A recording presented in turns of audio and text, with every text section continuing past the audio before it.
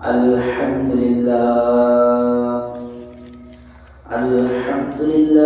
نحمده ونستعينه ونستغفره ونعوذ بالله من شرور أنفسنا ومن سيئات أعمالنا من يهده الله فلا مضل له ومن يضلله فلا هادي له ونشهد أن لا إله إلا الله وحده لا شريك له ونشهد أن سيدنا وسندنا وحبيبنا وطبيب قلوبنا ومولانا محمدا عبده ورسوله صلى الله تعالى عليه وعلى آله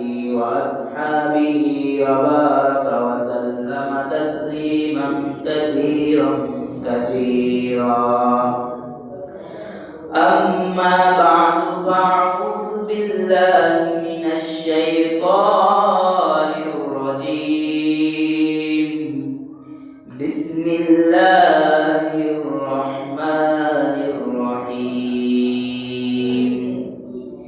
يا أيها الذين آمنوا لا تتخذوا اليهود والنصارى أولياء بعضهم أولياء بعض ومن يتولهم منكم فإنه منهم إن الله لا يهدي القوم الظالمين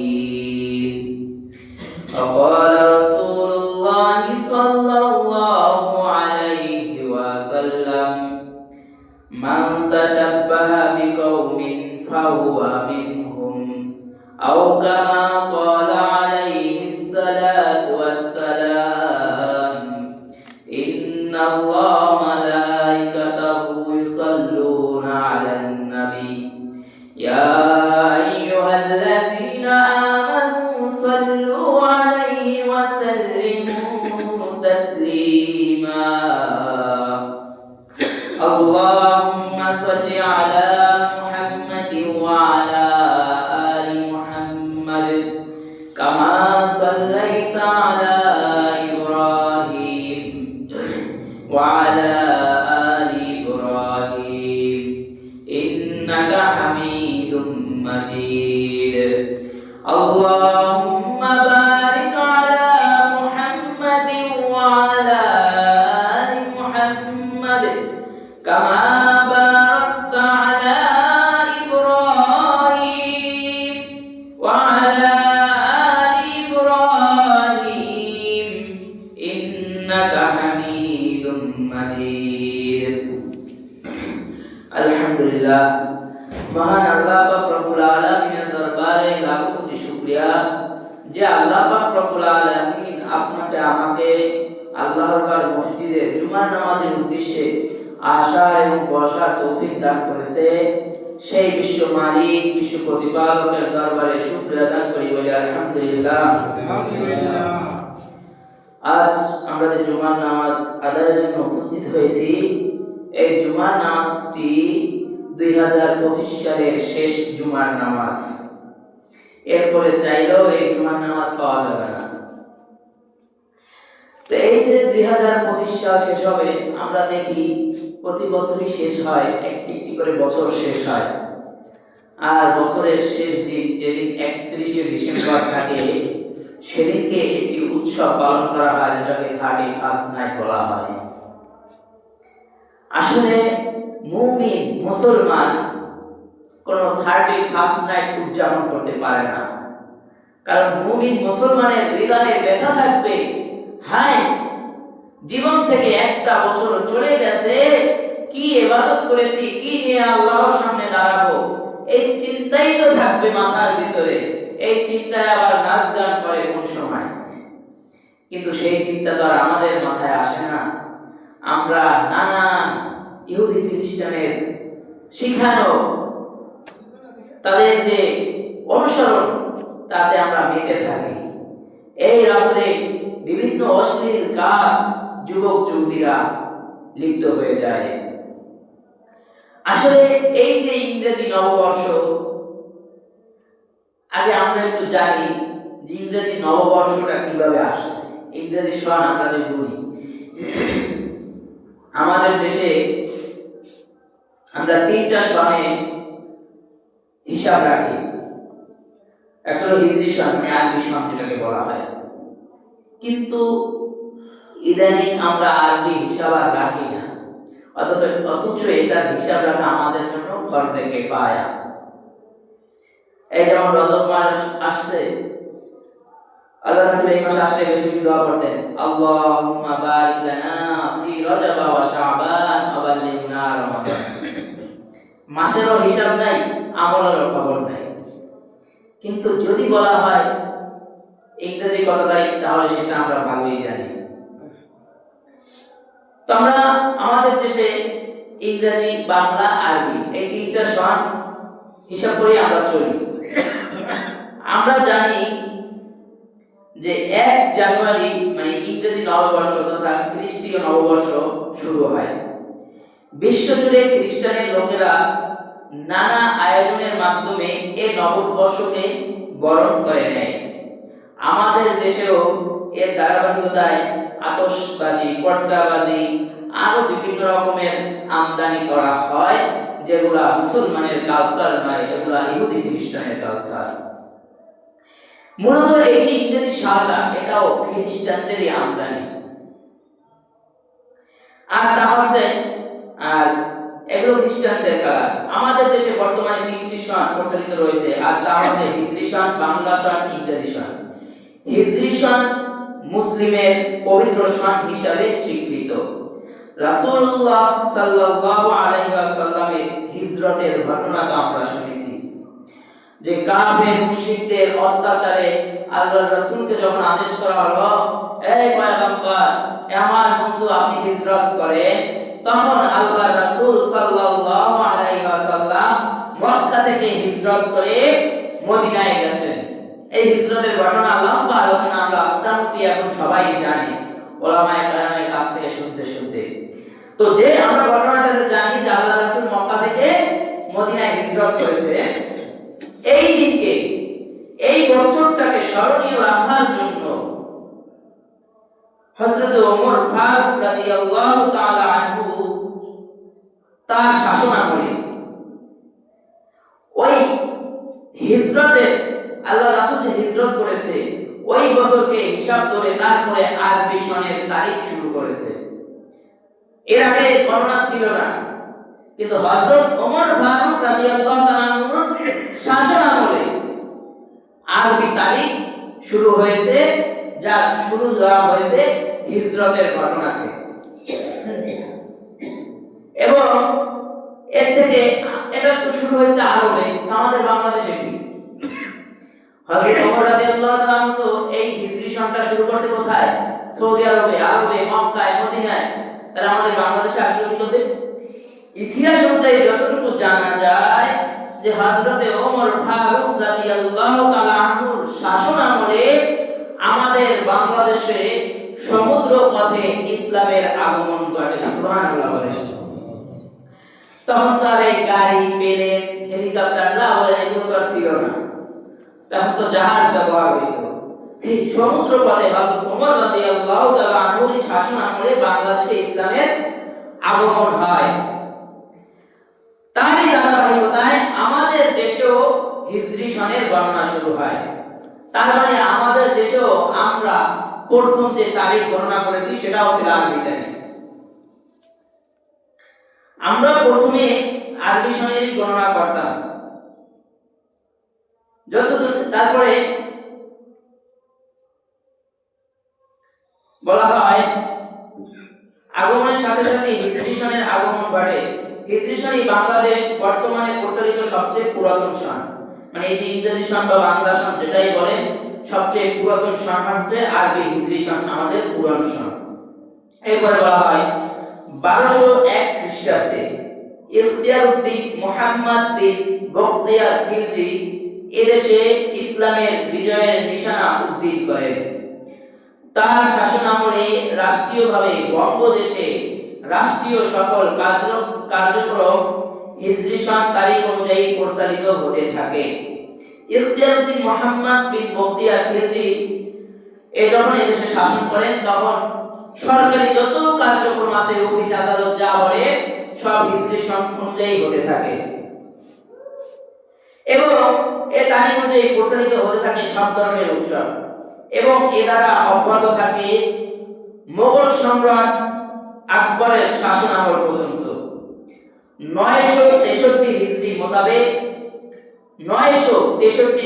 মোতাবেক 16 মার্চ 1585 সনে 963 হিজরি এবং 16 মার্চ 1585 ইংরেজি সনে শাহানশাহ আকবর উত্তরাধিকার সূত্রে, মানে ইখতিয়ারউদ্দিন মুহাম্মদ বিন বখতিয়ার খিলজির উত্তরসূরি এই মোগল সম্রাট আকবরের উত্তরসূরি সূত্রে শাহানশাহ আকবর দিল্লির মসনদে সমাসীন হন। মানে মোগল সম্রাট আকবরের পুত্র হিসেবে শাহানশাহ আকবর উত্তরাধিকার সূত্রে দিল্লির মসনদে বসে এবং একটানা 51 বছর রাজত্ব চালান। আলোচনাটা একটু মনোযোগ দিয়ে শুনতে হবে, নাহলে বুঝবেন না। এবং এই শাহানশাহ আকবর একটানা 51 বছর রাজত্ব চালান। তার শাসনামলে প্রজা সাধারণের কাছ থেকে খাজনা আদায়ের সুবিধার্থে তারই নির্দেশে আমির ফতেহুল্লাহ সিরাজি বাংলা সনের আগমন ঘটান এবং এই বাংলা সনের শুরু হয় বৈশাখ এবং শেষ হয় চৈত্র। এই দুটি সন সমান্তরালে, তাহলে প্রথম আমরা পেয়েছি আমাদের দেশে আরবি সনের আগমন ঘটেছে। এরপরে শাহানশাহ আকবরের শাসনামলে প্রজা ফতেহুল্লাহ সিরাজি বাংলা সনের আগমন করেন এবং তার এই দুটি সন সমান্তরালে চলতে থাকে 1757 খ্রিস্টাব্দ পর্যন্ত। মানে আরবি এবং বাংলা সন যে শুরু হয় এর ধারাবাহিকতা হিসাব অনুযায়ী আমাদের দেশে চলতে থাকে 1757 খ্রিস্টাব্দ পর্যন্ত। অষ্টাদশ শতাব্দীর কথা, উপমহাদেশে তখন আন্তর্জাতিক বাজারে পরিণত হয়েছিল।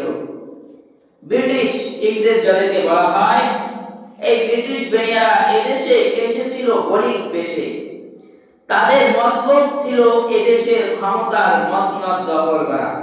এসেছিল বণিক বেশে, মেহমান হিসাবে, লেনদেন ব্যবসায়ের ক্ষেত্রে এসেছিল, কিন্তু তাদের মনে অন্তরে এই জ্বালা ছিল যে এদেশের মসনদ তারা দখল করবে।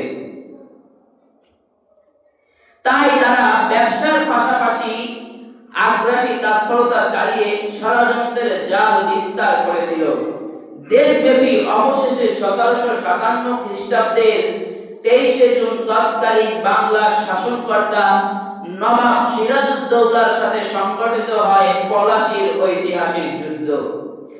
এই কথাগুলো এখন যেটুকু বলেছি, এগুলা যারা মোটামুটি ছোটবেলায় পড়ালেখা করছে তারা অবশ্যই ক্লাস 2, 3, 4 এই বইগুলোতে এগুলো পড়ছে।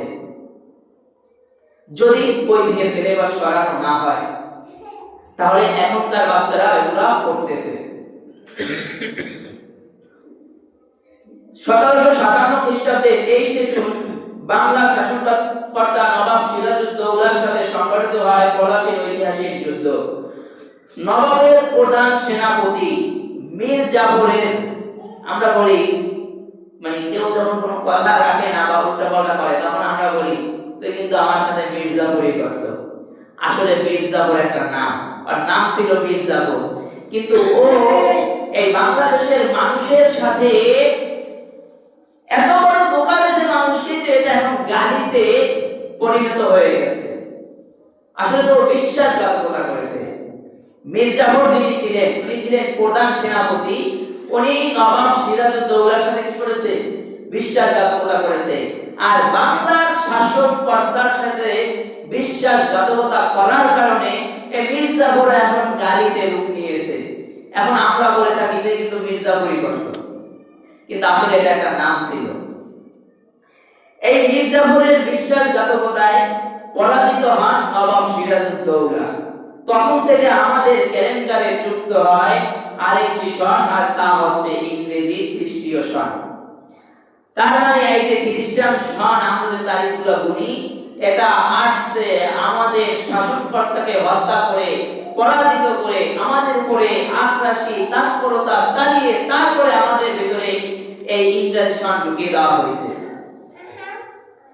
তখন থেকে আমাদের ক্যালেন্ডারে যুক্ত হয় ইংরেজি সন। এই হলো আমাদের দেশের তিনটি সনের সংক্ষিপ্ত ইতিহাস আমি আপনাদের সামনে তুলে ধরলাম। এবার আসেন হিজরি সন। হিজরি সন মুসলমানদের জাতীয় সন।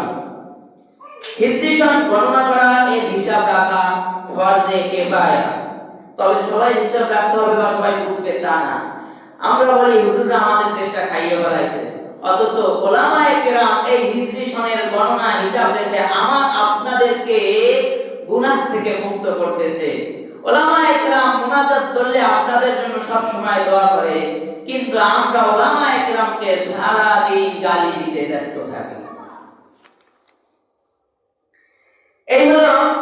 এবং হিজরি সন আমাদের জন্য কতটা গুরুত্ব, এতটাই গুরুত্ব আমরা কোন সময় ইংরেজি বা বাংলা এই দুইটা সন গুনে কি রোজা রেখেছি? আমরা কি গুনেছি যে ডিসেম্বর নভেম্বরের কত তারিখে শবে কদর গুনেছি? কিন্তু রমজান মাস আসলে আমরা গুনেছি যে এখন শবে কদর কবে হবে। বরঞ্চ আরবি মাসের রজব শাবান মাস আসলে আমরা তালাশ করি শবে বরাত কবে। তার মানে আবার শাওয়াল মাস আসলে আমরা তালাশ করি ঈদ কবে। জিলহজ মাস আসলে আমরা তালাশ করি কুরবানির ঈদ কবে। তার মানে আমরা যে ইবাদত আমল করি প্রত্যেকটা আরবি সনের সাথে খুবই গুরুত্বপূর্ণ ভূমিকা রাখে। এজন্য আমাদের আরবি সন হিসাব রাখা খুবই জরুরি, যেটাকে বলা হয় ফরজে কিফায়া। যেমন দুই যা কিছু বলেন আমাদের আমল আখলাক সবকিছু কি আরবি সনের সাথে জড়িয়ে রয়েছে। এরপরে বাংলা সন। আমাদের বাংলা সনে কি উপকার? বাংলা সনে আমাদের বাঙালি জাতিসত্তার পরিচয় বহন করে। এটা বাংলার মানুষের নিজস্ব একটা সন। বাংলাদেশের গ্রামীণ জীবনে যথেষ্ট গুরুত্ব রয়েছে। বাংলাদেশের মানুষ এখনো বিয়া শাদী, তারপরে কি বলে পিঠা, খেজুরের রস, বিভিন্ন এই যে শীত আসলে এখন কি করে পিঠা খায়। তো বাংলাদেশের মানুষ এখনো বাংলা সন অনুযায়ী এই খাবারের আয়োজন করে। বিভিন্ন বিয়া শাদী গায়ে কারবার যা আছে এগুলো কি করে এই সন গুণে বলে। কারণ এখন তো মুরব্বীরাও ইংরেজি সন গুণে। কিছু কিছু মুরব্বী এখনো যারা আগে খুঁজতে পাওয়া যাবে ইংরেজি কি বা ইংরেজি তারিখ কি এটা জানে না, কিন্তু তার কাছে বাংলা মাসের হিসাব খুব পাকাপোক্ত আছে।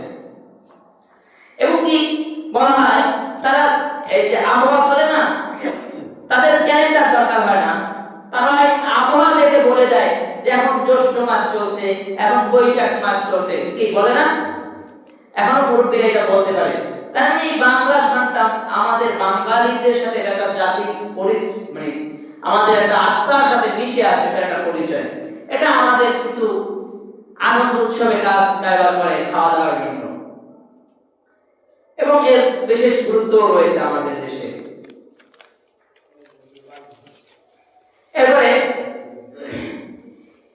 এরপরে ইংরেজি সন তো আগমন হয়েছে। ইংরেজি সনের আগমন হয় যিশু খ্রিস্টাব্দের জন্মদিন থেকে, তাই এটা খ্রিস্টানদের ধর্মীয় সন। এই ইংরেজি সনের সাথে আমাদের কোনো ধর্মীয় কোনো সম্পর্ক নাই। ইংরেজি সন যে আমরা গণনা করি এর সাথে মুসলিম জাতির জাতিগত কোনো সম্পর্ক নেই।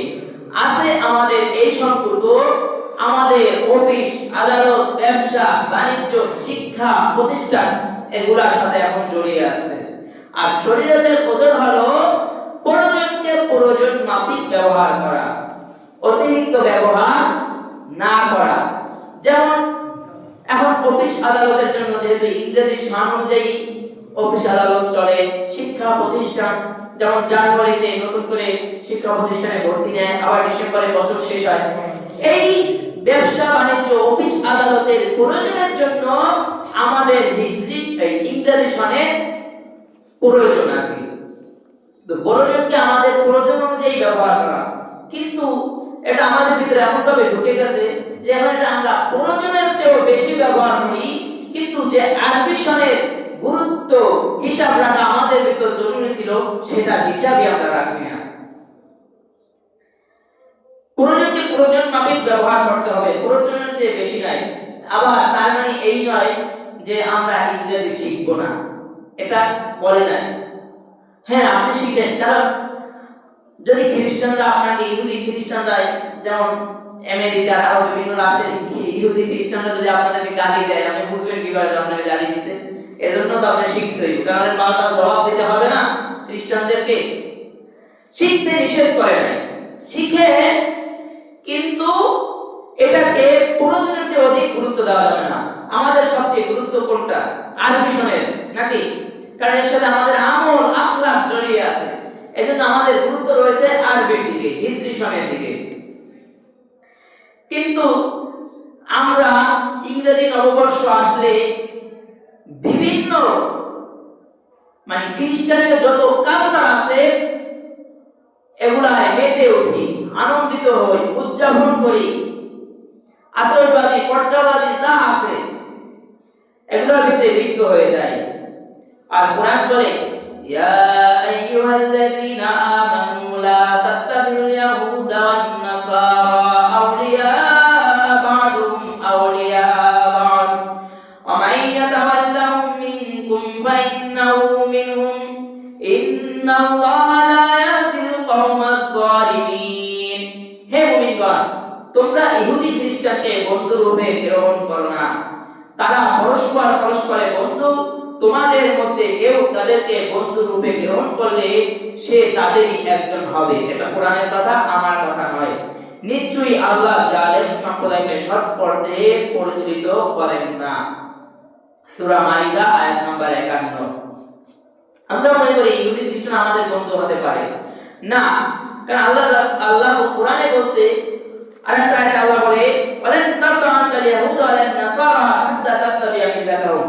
ইহুদি খ্রিস্টান তোমার প্রতি ততক্ষণ পর্যন্ত সন্তুষ্ট হবে না যতক্ষণ পর্যন্ত তুমি তাদের অনুসরণ না করো। এটা হলো কোরআনের আয়াত। আর এর বাস্তবতা হলো আমাদের দেশে তো ইহুদি খ্রিস্টান অল্প। যদি আমাদের দেশে ইহুদি খ্রিস্টানের সংখ্যা বেশি থাকতো তাহলে দেখতেন বাসায় বাড়ি কারে বলে।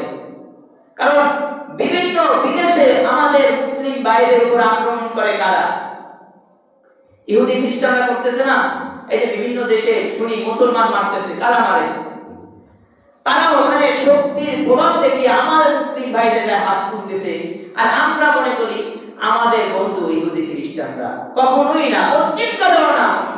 কারণ কোরআন বলছে এখানে, এটা হুজুরের কথা না, কোরআনের কথা। ওয়ালান তারদা আনকাল ইয়াহুদা ওয়ালান নাসারা হাত্তা তাত্তাবিআ মিল্লাতাহুম। ইহুদি খ্রিস্টান তোমার প্রতি কখনো সন্তুষ্ট হবে না যতক্ষণ না তুমি তাদের ধর্ম অনুসরণ করো। তার মানে এই নয় ইহুদি খ্রিস্টানদের সাথে আমাদের কোনো সম্পর্ক থাকবে না। ব্যবসা বাণিজ্যের ক্ষেত্রে বিভিন্ন রকম সম্পর্ক থাকবে, তবে বন্ধু হতে পারবে না। যতটুকু সম্পর্ক পুরনো ততটুকুই হবে। আমরা বিচারীদের সাথে মুসলমানদের সম্পর্ক সব স্থানেই থাকবে। সব স্থান বলতে যেখানে যেখানে প্রয়োজন, ব্যবসা বাণিজ্য যতগুলো স্থান বলেন, যে স্থান বলেন, শিক্ষা প্রতিষ্ঠান যা আছে সেই স্থান অনুযায়ী থাকবে, কিন্তু বন্ধু হবে না, তাতে কোনো অসুবিধা নাই। তবে তাদের আদর্শ, দৃষ্টি, কৃষ্টি, কালচার কিছুতেই গ্রহণ করা যাবে না। মুসলমান তাদেরকে যতই বন্ধু বানাক, তারা কতক্ষণ পর্যন্ত মুসলমানদেরকে বন্ধু বানাবে না। এবার এই যে আমরা খ্রিস্টানদের জন্য খ্রিস্টীয় উৎসব পালন করি মুসলমানরা, প্রত্যেক বছর যখন নববর্ষ আসে, কিন্তু আরে ইংরেজরা আমাদেরকে কি উপহার দিয়েছে, খ্রিস্টানরা আমাদেরকে কি উপহার দিয়েছে? আমাদের ভেবে দেখা উচিত যে ইংরেজি নববর্ষ উপলক্ষে আমরা যে আনন্দিত, সেই ইংরেজ আমাদেরকে কি উপহার দিয়েছে। ইংরেজ উপমহাদেশে তাদের উপনিবেশ কায়েম করার পর লাখ লাখ মুসলমানকে হত্যা করেছে, হাজার হাজার আলেম ওলামাকে ফাঁসির কাস্টে ঝুলিয়েছে, মাল্টার কারাগারে আর আন্দামান দ্বীপপুঞ্জে বহু আলেম ও মুসলিম নেতাদেরকে নির্বাসন দিয়েছে।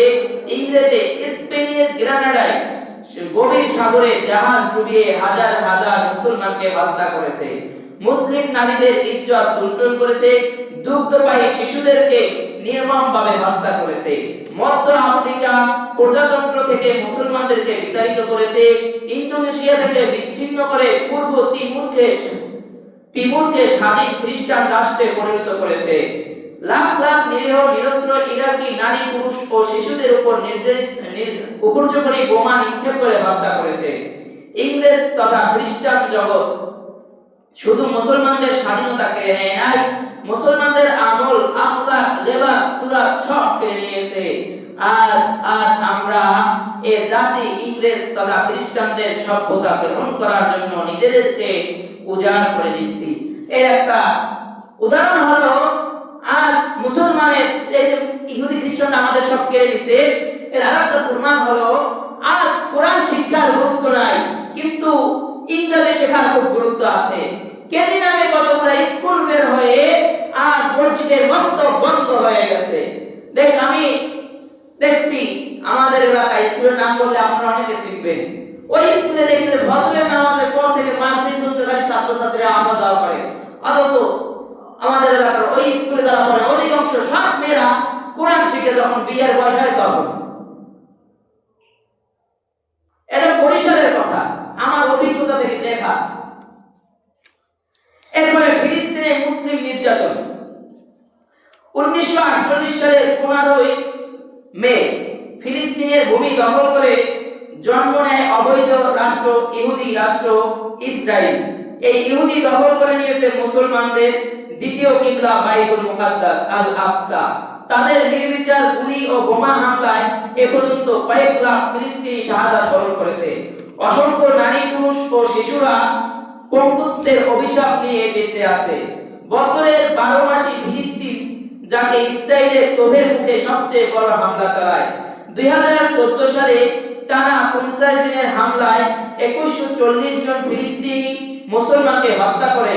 এরপর দ্বিতীয় হামলা 2021 সালের 10 জুন টানা 11 দিনের অবিরাম বিমান হামলা ও নির্বিচার কামানের গুলিতে নিহত হয় 248 ফিলিস্তিনি, আহত হয় 8600 জন। 1000 বাড়িঘর সম্পূর্ণরূপে মিটিয়ে দেওয়া হয় আর ক্ষতিগ্রস্ত হয় 1800 বাড়িঘর। 52000 মানুষ ব্যস্ত কাজ থেকে বঞ্চিত হয়ে আশ্রয় নেয় বিভিন্ন, নিজের বাড়িঘর থেকে বঞ্চিত হয়ে আশ্রয় নেয় বিভিন্ন জায়গায়। চীনের, এটা হলো ফিলিস্তিনের। এবার চীনের মুসলমান নির্যাতন। চীনের সরকার জিনজিয়াং প্রদেশের উইগুর এলাকায় মুসলমানদেরকে শেষ করার জন্য কয়েকশো বন্দী শিবির স্থাপন করেছে। সেখানে প্রায় 10 লাখ মুসলমান নারী পুরুষ ও শিশুদেরকে বন্ধ করে নানা প্রকার নির্যাতন করেছে। জিনজিয়াং এর এক নারী মাইরা বুলা সাউকে, যিনি পেশায় একজন চিকিৎসক এবং শিক্ষাবিদ, তিনি দীর্ঘদিন এর বন্দী শিকারে বন্দী ছিলেন। তার অভিজ্ঞতা থেকে বলে, নারীদেরকে নিয়মিত চীনা সেনাবাহিনীরা যৌন নির্যাতন এবং প্রহার করছে। সাথে সাথে বন্দা এই যে কি বলে একটা ওষুধ আছে না, যে বাচ্চা হবে না যে ওষুধটা খাওয়ায়, বড়ি খাওয়ায়, যেটা নারীদেরকে একাধিকবার ধর্ষণ করা হচ্ছে এবং এই ওষুধগুলা খাওয়াইতেছে যাতে তারা বন্দা হয়ে যায়, তারা যেন আর বাচ্চা দিতে না পারে। এটা করছে খ্রিস্টানরা। আর আজ আমরা মুসলিমরা কি করি? আমাদের দেশে আর ইহুদি খ্রিস্টানের ওষুধ খাওয়ানোর প্রয়োজন হয় না। খোঁজ নিয়ে দেখলে দেখা যায় যে ওষুধ আমাদের মা বোনরা বা আমাদের পুরুষরা যখন বলা হয় 3টা 4টা 2টা বাচ্চা হয়, বলে আর বাচ্চা নিব না, বড়ি নিতে থাকে। কথা বলেন। অথচ আল্লাহ রাসূল বলছে আমার উম্মত বাড়াও, আর আমরা ওইখানে মুসলমানদেরকে নির্যাতন করে জোর করে ওষুধ খায়, তারপর নারীদেরকে বন্ধাত্ম বানানো হয়। আর আমার দেশের নারীরা নিজে স্বেচ্ছায় মেডিকেল গিয়ে তারপর বন্ধাত্ম হয়। এরপর ওই মহিলা বলে সাথে সাথে বন্ধাত্ব করছে। মুসলমানদেরকে প্রতি শুক্রবার শুকুরের গোশত জোরপূর্বক খাওয়াইতেছে। চীনা সেনাবাহিনী নির্যাতনের শিকার অপর এক নারী জিবাউদ্দিন বলে, বাছাই করে নারীদেরকে আলাদা কক্ষে নিয়ে যাওয়া বলে তিনি নিজেও একাধিকবার দর্শন হয়েছে। যখনই তাকে দর্শন করা হয়েছে 2 বা 3 ব্যক্তি একাধিকবার দর্শন করেছে। এরপরে 22 জন ইমামকে বিভিন্ন মেয়াদে কারাদণ্ড দেওয়া হয়েছে। কারণ ছিল কোরআন শরীফ ডাউনলোড করায়, মানে মোবাইলে কোরআন শরীফ ডাউনলোড করার কারণে 22 জন ইমামকে বিভিন্নভাবে বিভিন্ন মেয়াদে শাস্তি দেওয়া হয়েছে, আটক করা হয়েছে। এরপরে বার্মায় মুসলিম নির্যাতন। 2017 সালের 25শে আগস্ট বার্মার সেনাবাহিনীর উপর জঙ্গি হামলা ধোঁয়া তুলে মিয়ানমার সেনাবাহিনী রাখাইন রাজ্যের মুসলমানদের সীমাহীন দমন পীড়নের মাধ্যমে দেশ ত্যাগে বাধ্য করেছে। পুরো আরাকান রাজ্যের প্রায় 12 লাখ মুসলমানকে ভিটে মাটি ছাড়া করে বাংলাদেশ পাঠিয়েছে।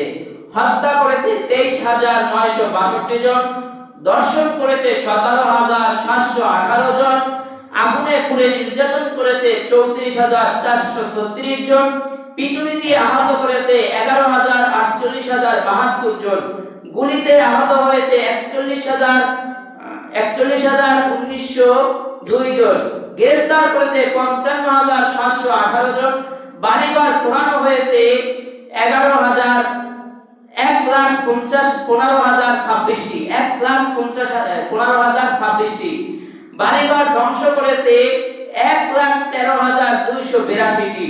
ভারতে এই শুধু বার্মায় এটা নয়, আমাদের দেশের ওলামায়ে কেরাম যখন বার্মায় মুসলমানদেরকে নির্যাতন দেখেছে, মুসলমানরা যখন এই দেশের ওলামায়ে কেরাম যখন খবর নিতে গেছে, শিশু বাচ্চারা কেঁদে কেঁদে বলে নিজের চোখে নিজের পক্ষে দর্শন হতে দেখেছি, নিজের সামনে নিজের মায়ের দুধের স্তন কেটে দিতে দেখেছি, নিজের সামনে নিজের যুবতী বোনের দুধের স্তন কেটে দিতে দেখেছি, নিজের চোখে নিজের পক্ষে দর্শন হতে দেখেছি। কত বড় জালেম হলে বাচ্চার সামনে মাকে দর্শন করে এবং এই লুপ্তপ্রায় শিশুর দুধ কেড়ে নিয়েছে মায়ের বুক থেকে। এটা খ্রিস্টানরা করেছে, আপনার আমার বন্ধু হতে পারে। এবার ভারতের মুসলিম নির্যাতন। 1992 সালের 6 ডিসেম্বর ভারতীয় উগ্র হিন্দুরা ভারতের উত্তর প্রদেশের নির্মিত বাবরি মসজিদ ধ্বংস করে সারা ভারত জুড়ে মুসলিমদের উপর হামলা করে 2000 মুসলমানকে হত্যা করেছে, হাজার হাজার মানুষকে জখম করেছে, বাড়িঘর পুড়িয়ে দিয়েছে, অসংখ্য মুসলিম নারীকে গণধর্ষণ করেছে। 2002 সালে ভারতের গুজরাটে গোধরায় চলন্ত ট্রেনে অগ্নিসংযোগের অভিযোগ দিয়ে 1000-এরও বেশি মুসলমানকে হত্যা করেছে। হিন্দু উগ্রবাদীরা 70 বছর ধরে ভারতের কাশ্মীর রাজ্যের মুসলমানরা স্বাধীনতার আন্দোলন করলেও ভারত সরকার কাশ্মীরের এই দাবিতে কর্ণপাত করেননি। ভারতীয় সেনাবাহিনী, সীমান্ত রক্ষী বাহিনী যুগ যুগ ধরে মুসলমানদের উপর নির্যাতন চালাচ্ছে।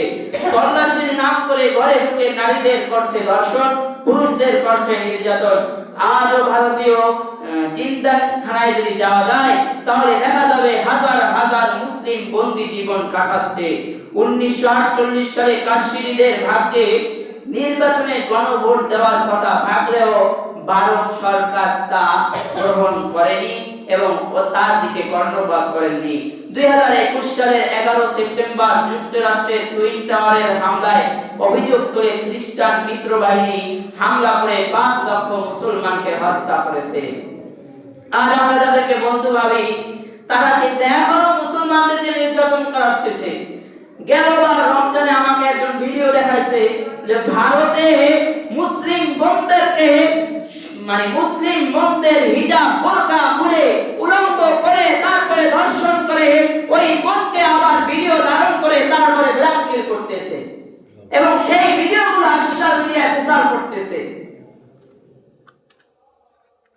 আমরা তো মনে করি তারা আমাদের বন্ধু, কিন্তু খ্রিস্টানরা মুসলমানদের কখনোই বন্ধু নয়। আপনি আমি যতটা বন্ধু ভাবি, ওই দেশের খ্রিস্টানের প্রভাব আছে বিধায় মুসলমানরা নির্যাতিত হয়েছে। আমাদের দেশে ইহুদি খ্রিস্টান কম হওয়ার কারণে আমরা মনে করি যে তারা আমাদের বন্ধু। যদি সংখ্যায় তারা বেশি হইতো তাহলে দেখতেন আমাদের অবস্থাও কি হইতো। এরপরে ইউরোপের মুসলমান নির্যাতন। 2017 সালের 8 জুন কানাডায় সিটির এক মসজিদে নামাজরত 6 জন মুসলমানকে গুলি করে হত্যা করে। 2019 সালের মার্চে এক খ্রিস্টান নিউজিল্যান্ডের 2টি মসজিদে হামলা করে 51 জন মুসলমানকে হত্যা করেছে। 2020 সালের 24 অক্টোবর ফ্রান্সের বিতর্কিত ম্যাগাজিন শার্লি হেবদো রাসূল সাল্লাল্লাহু আলাইহি ওয়াসাল্লামকে ব্যঙ্গ করে কার্টুন প্রকাশ করে। ধর্ম নিরপেক্ষতার দাবিদার ফ্রান্স সরকার স্কুলে মেয়েদের হিজাব নিষিদ্ধ করেছে এবং হালাল নিয়মে পশু জবাইও নিষিদ্ধ করেছে। এগুলো তো বিভিন্ন খ্রিস্টানীয় দেশে খ্রিস্টানরা তাদের দেশে হিজাব নিষিদ্ধ করেছে। আমার রাসূল সাল্লাল্লাহু আলাইহি ওয়াসাল্লামকে কার্টুন রূপে স্টিকার বানিয়েছে। এগুলো হলো খ্রিস্টানরা খ্রিস্টানদের দেশে করেছে। কিন্তু আমাদের দেশেও মুসলমান নির্যাতন হয়েছে, তবে ইহুদি খ্রিস্টানের কাছে নয়। আমাদের দেশের উলামায়ে কেরামের কোমরে রশি বাঁধা হয়েছে, কিন্তু কোন ইহুদি খ্রিস্টান বাঁধে নাই, মুসলমানরাই বেঁধেছে। আমাদের দেশে হাদিকে গুলি করা হয়েছে, যেটা কোন খ্রিস্টানরা করে নাই, মুসলমানরাই টাকার কারণে করেছে। আমাদের দেশে এক বুকে আলিমকে কোর্টের সামনে নৃশংসভাবে পিটিয়ে হত্যা করা হয়েছে, কিন্তু এটা কোনো খ্রিস্টানরা কারণে করে নাই। মুসলিম দেশে মুসলিমরাই মুসলিমদের ভিতরে বাধাবাধি করে, মুসলিমরাই আমাদের দেশে মুসলিমরাই মুসলিমকে হত্যা করতেছে। অথচ এই যে ইতিহাসগুলো বললাম, এখন তো মানে কি বলা হয়, এই যে হামলা বলেন নির্যাতন বলেন, এর সংখ্যা এখন আরো বাড়ছে। এটা হয়তো 2021 সালের পরের হিসাব হবে, এখন এই নগদ হিসাব আমার কাছে আসে নাই। তো এই বিষয় হলো যুগে যুগে আমাদের মুসলমানদেরকে খ্রিস্টান ইংরেজরা এভাবে আমাদেরকে নির্যাতন চালিয়ে যাচ্ছে এবং এই নির্যাতন এখনো চলমান আছে। এবার আপনি চিন্তা করবেন, আপনার বেলা অনুসারে আপনি চিন্তা করবেন, আপনার সন্তান 31শে ডিসেম্বর 31st নাইট পালন করবে না করবে না? আপনি 31st নাইট উদযাপন করবেন কি করবেন না? আমি আপনাদের সামনে সংক্ষেপে কিন্তু শুরুতে ইংরেজি সনের আগমন তুলে ধরেছি। এটা আমাদের উপর জোরপূর্বকভাবে চাপিয়ে দেওয়া হয়েছে ইতিহাস অনুযায়ী আমরা যতটুকু পেয়েছি। আর এই জন্য খ্রিস্টানদের সাথে অনুসরণ করবেন না তো ঠিক আছে। আর এই যে 2025 সাল শেষ হয়ে যাবে, 26 সালকে আগমন জানাবে, আর সেই জন্য রাতে 31st নাইট মদ পান বিভিন্ন জেনারেল বিচারে লিপ্ত হতে হবে। এটা সম্পূর্ণভাবে খ্রিস্টানদের কালচার, এটা মুসলমানদের কোনো কালচার নয়, এটা মুসলমানদের কোনো উদযাপন নয়, এটা মুসলমানদের কোনো অনুষ্ঠান নয়। আমি যে কোনো এক বছর রাত্র 12টার সময় নতুন বাজার ফার্মেসিতে যাইতেছি ওষুধ নেওয়ার কারণে ইমার্জেন্সি, দেখি মুসলিম বাবা তার শিশু বাচ্চার হাতে আতশবাজি ধরিয়ে দিচ্ছে, নাও এখন আসমানের দিকে মারো এবং এটাকে ফাটাও। এই মিয়া, আপনি আপনার সন্তানের হাতে এই আতশবাজি ফুটিয়ে আপনি আপনার সন্তানকে সাহস দিতেছেন আর আতশবাজি ফুটাবে, আর একদিন এর চেয়ে বড় আতশবাজি ফুটাবে। একদিন আপনার শয়তান কুলাঙ্গার শয়তান ফয়সালের মতো হয়ে হাদির মতো ভদ্র সন্তানের গায়ে গুলি চালাতে আর দ্বিধাবোধ করবে না, কারণ এই সাহসটা আপনি তাকে শিক্ষা দিয়েছেন। এই জন্য যা কিছু বলা হয়েছে, আসলে মুমিন মুসলমান তো এই দিন আফসোস করবে যে হায়াতের জীবন থেকে একটি বছর চলে গেছে, এই এক বছরে আমি কি কামাই করেছি, আল্লাহর কাছে কি জবাব দিব, এই আফসোস থাকতে হবে। 31st নাইট যেটাই বলে এটা কোনো মুসলমানদের উৎসব নয়, এবং খ্রিস্টানীয় যত মানে কি বলে কালচার আছে এগুলো মুসলিমদের কালচার নয়, খ্রিস্টানীয় অনুসরণগুলো ছেড়ে দিন। আজ দেখতে পাইছি বলা হয় এক নেতা বলতেছে, এই নগদে কিছুদিন আগে বক্তব্য বলে ইমাম সাহেব যদি জামাতের পক্ষে ভোট চায়, ওই ইমাম সাহেবকে টেনে নিয়ে এসে তারপরে তোমরা যদি পিটাইতে না পারো আমাদের কাছে নিয়ে আসবা। নাউজুবিল্লাহ বলেন, এটা মুসলমানের সন্তানের বক্তব্য। যদি ইমাম সাহেব আপনাকে নামাজের দাওয়াত দিতে পারে, যদি ইমাম সাহেব আপনাকে রোজার দাওয়াত দিতে পারে, যদি ইমাম সাহেব আপনাকে হজের দাওয়াত দিতে পারে, যদি ইমাম সাহেব আপনাকে হালাল হারামের কথা বুঝাতে পারে, যদি ইমাম সাহেব আপনাকে সত্য মিথ্যার পার্থক্য বুঝাতে পারে, তাহলে ইমাম সাহেব ভোট কেন, ভোট কাকে দিবে এটাও বলার অধিকার ইমাম সাহেব রাখে। এই জন্য ইমাম সাহেবকে হত্যা করা, পিটানোর হুমকি দেওয়া কোনো মুসলমানের বৈধ সন্তানের কাজ নয়। কত বড় কলিজা হলে আবার এই দলের আরেক নেতা বক্তব্য দেয় যে মোল্লাদের যাদের জানাজা পড়ানোর দরকার নাই, যার জানাজা কোনো মোল্লা পড়াবে না, যার জানাজা কোনো উলামায়ে কেরাম পড়াবে না, বুঝতে হবে ওর মরণ কুকুর আর শিয়ালের মতো হয়েছে, আর মরণ কোনো হালাল জানা ভালো মানুষের মতো হতে পারে না। কথা একটু গরম হতে পারে, খারাপ লাগতে পারে, ওষুধ দিতেই লাগে, রাগ হইলে কিছু করার নাই, এগুলো বলতেই হবে, এগুলাই বলার কথা। তো যে কথাগুলো বলা হয়েছে আল্লাহ তাআলা আপনাকে আমাকে আমল করার তৌফিক দান করুন, এবং খ্রিস্টানীয় যত কালচার আছে প্রত্যেকটা কালচার থেকে আল্লাহ তাআলা আমাদেরকে বেঁচে থাকার তৌফিক দান করুন, বলুন আমিন। আখির দাওয়ানা আলহামদুলিল্লাহি রাব্বিল আলামিন।